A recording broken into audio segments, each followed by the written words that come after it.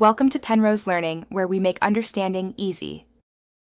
You begin by confirming essentials: an active Google account, two-factor authentication, and a billing account linked to the console.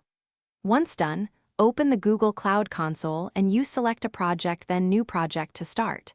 Give your project a clear name, select an organization or no organization if personal, and choose a billing account.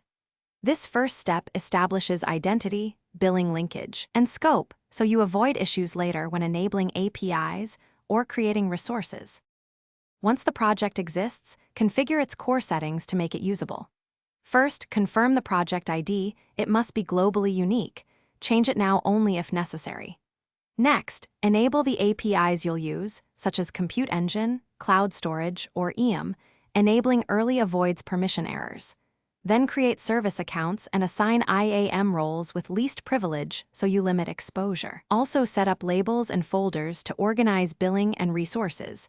This helps with cost tracking, and you finish by deploying a simple resource, a VM, storage bucket, or a cloud function, to validate permissions and APIs.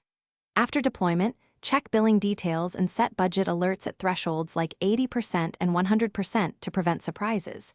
Make sure organization policies or folder quotas aren't blocking actions. If something goes wrong, the key troubleshooting tip is to verify 3 things: IAM permissions for your user or service account, that required APIs are enabled, and that the billing account is active and attached.